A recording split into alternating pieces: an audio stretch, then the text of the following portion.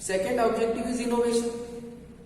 Innovation, that means if you keep on watching your business, so your objective is to give new changes to your business, new changes to your product.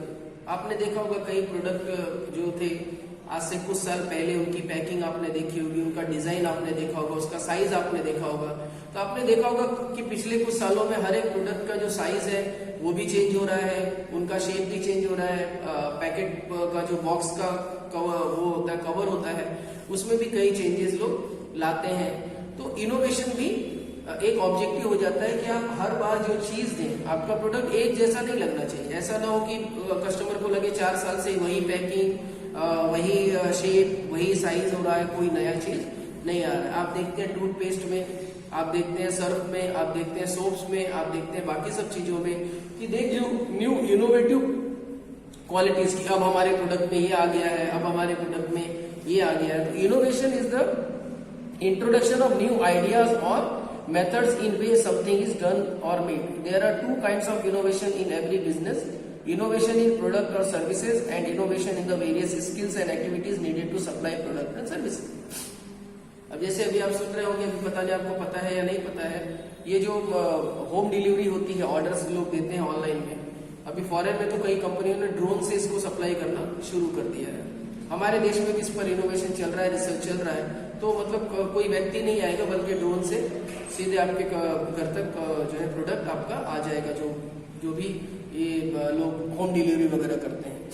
तो ये भी एक innovation ही है कि मैं भाई घर पर सीधे ड्रोन से आएगा तो कोई उसमें ट्रैफिक का प्रॉब्लम नहीं आएगा, पहुंचा या नहीं पहुंचा वो प्रॉब्लम नहीं होगी। तो एक इनोवेशन ये होता है। एक इनोवेशन होता है कि आप अपने प्रोडक्ट को लगातार न्यू बनाते जा रहे हैं, उसमें कुछ ना कुछ नया डालते जा रहे हैं, उसमें कुछ ना कुछ चेंजेस। कॉस्मेटिक में आप देख ही रहे हैं, लगातार चेंज होता है। फेस क्रीम्स होती हैं, हेयर ऑयल वगैरह होते हैं, शैम्पूज होते हैं, इनमें आप देखते हैं कि लगातार वो लोग चेंज करते रहते हैं। अब हमारे शैम्पू में ये प्रोडक्ट है, अब हमारे शैम्पू में हमने ये डाल दिया है, ताकि कस्टमर को एक न्यू थिंग मिलती रहे।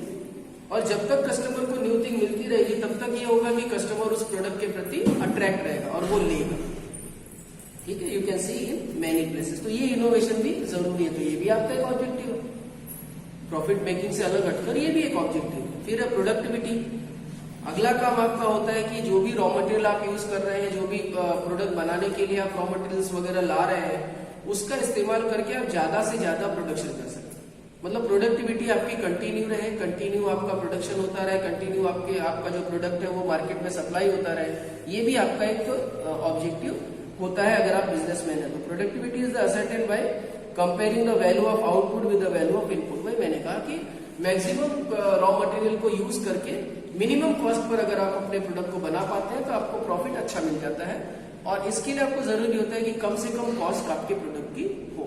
तो ये भी आपको एक ऑब्जेक्टिव है जो आपको लगातार अपने बिजनेस में रखना पड़ता है, और उसके लिए भी रिसर्च करनी पड़ती है, उसके लिए भी इनोवेशन करना पड़ता है, ताकि ज्यादा से ज्यादा प्रोडक्ट आप कम से कम कॉस्ट में कर सकें। जैसे पहले लेबर से अगर आप काम करवा रहे थे, आपको लगता है कि वहां पर कॉस्ट ज्यादा लग रही है, तो आपने मशीनों से उसका प्रोडक्शन शुरू कर दिया।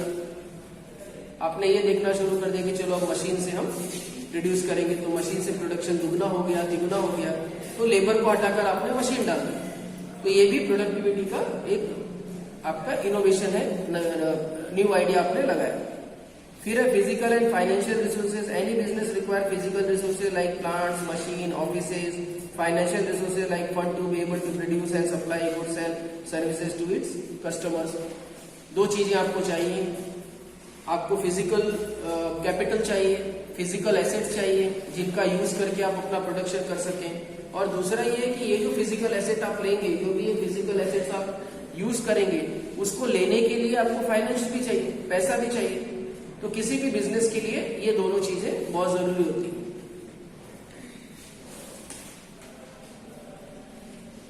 So the business should have an objective to acquire all these financial resources and physical asset what they need for their business and growth of their business.